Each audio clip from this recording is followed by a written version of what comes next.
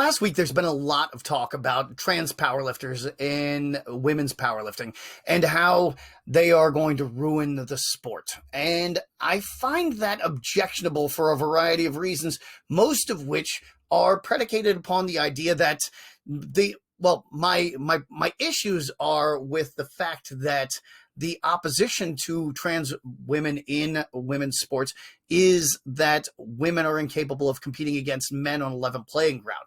And that is patently false. To prove this point, I could use many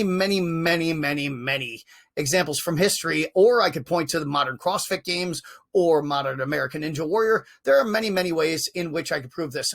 The fighter Poe Dunham, who I think she fought a man on 2 hours notice, and he went into the fight expecting to fight a man and ended up fighting a very small woman, and she KO'd him in the first round. So this is not unprecedented, what I'm about to tell you. Elizabeth Wilkinson Stokes, however, is an 18th century badass, which means she sheds so many different types of oppression. As much as I hate to use that word, oppression was what she suffered. She had so many obstacles in her way that prevented her from making money after the death of her husband that she decided to throw off every single social convention there was and go and be a fighter. And so prize fighting at this time was on the same level as prostitution, which meant that not only was she considered to be a cunt for beating the shit out of men on a regular basis, but she was also called a whore because she was in a profession that is generally associated with whores.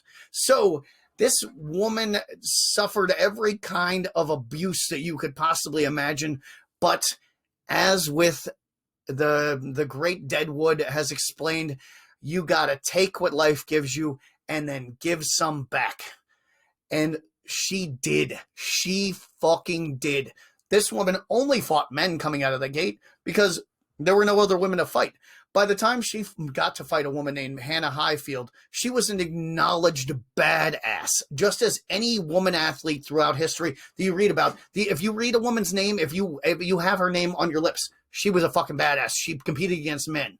Babe Didrikson is another one from the 20th century. She played men's professional baseball, pitched innings, struck people out. She was a professional golfer. So fuck it. When you start talking about women can't do this and can't do that, this is nonsense. So back to Elizabeth Wilkinson Stokes.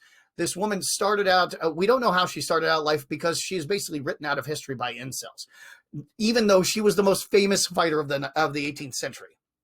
She teamed up with a guy named James Figg, who gave her a gig in his Figg's Amphitheater is where all the fighting happened. That was the Madison Square Garden of England at the time. And Figg was the guy who said boxing is a thing. He set aside specific rules for boxing and promoted boxing as a less brutal alternative to the fight sports of the day. He also was a guy who came up with this thing called Figg's Fighting, which was MMA British style. It was Lancashire style wrestling mixed with Dutch combatives. It was MMA, but they fought open hands. So just like you see in Shudo where they're fighting with an open hand, or in Physical 100 where you saw Sexyama hit that man with an open-handed slap to the liver that almost KO'd him, they can go hard with open hands. So this woman was a badass just on its face, from fighting men just to get the renown in order to be able to challenge women publicly in a prize fight so people would bet on the fight, because otherwise they wouldn't give a shit unless they took their tops off like they did. Women fighter in Paris always took their tops off. So she's become this accomplished fighter. She's fighting at James Figg's Amphitheater, and then she becomes an instructor.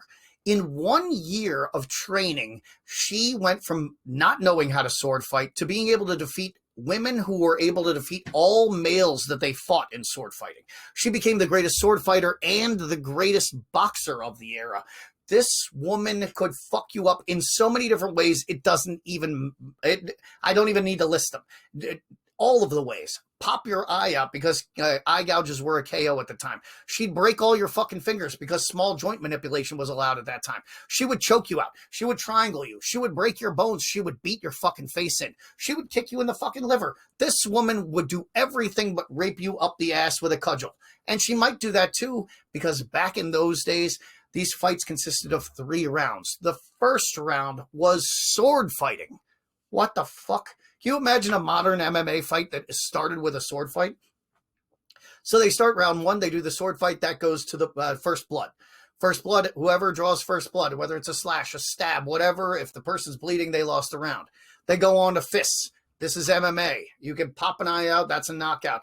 Or a person could quit.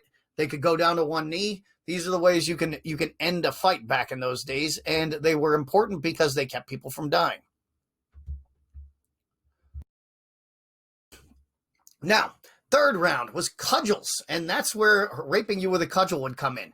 Cudgels was, it's a club. And so they fought with short sticks that were single sticks, kind of like the Filipino stick fighting sticks, those rattan sticks. They also fought with a quarterstaff, which is essentially like what Donatello used to use in the Ninja Turtles. It was called a quarterstaff, not because of the length having to do anything with a quarter, but because unlike a gun or a knife or a sword, it allowed you the ability to put it over your opponent's throat and say, do you yield? And the person says, yes, I yield, in which case you give him quarter. You don't have to kill him in order to win. In those rounds, they would have to knock a person over the head and draw blood, and that's how they ended that round. So you get CTE in the third round, you catch an ass whipping in the second round, and potentially die of an infection in the first round. Fighting back then was no fucking joke. If you think that, oh, well, I'd be able to beat this woman's ass, no, you fucking couldn't. Because 1, you're not prepared to go as far as she is. And 2, this woman has most likely killed people. Her name, Elizabeth Wilkinson, was either derived from the fact that she named herself after Britain's most notorious murdering criminal, or she was married to the motherfucker. And this was a dude who was renowned for once choking a man to death who had no arms. He would shoot at women and children.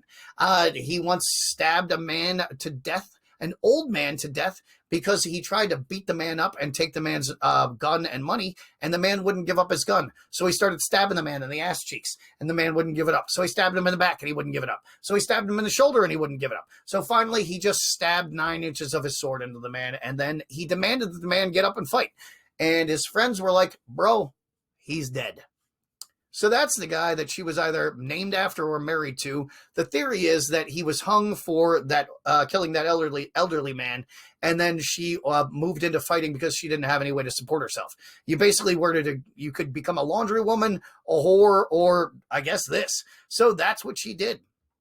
Now, she became the most renowned fight instructor in the nation. She was also the most famous fighter in the nation.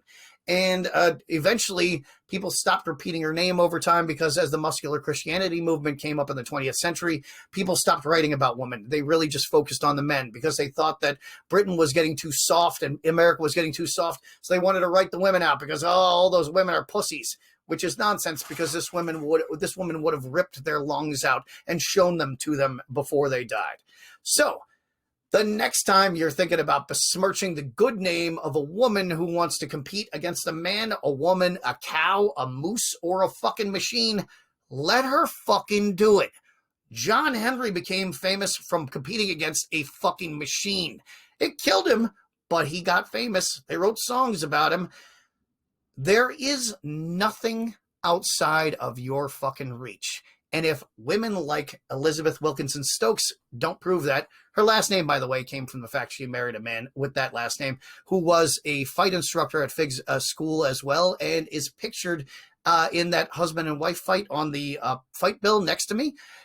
That's where she got the Stokes last name, and she fought him on a regular basis, both as an exhibition and I guess kind of not obviously to the death, but they fought for real as well in competitive bouts. If that isn't enough to get you fucking hyped to hit the gym today and maybe look at the people around you in the gym a little bit different way, I don't know what will.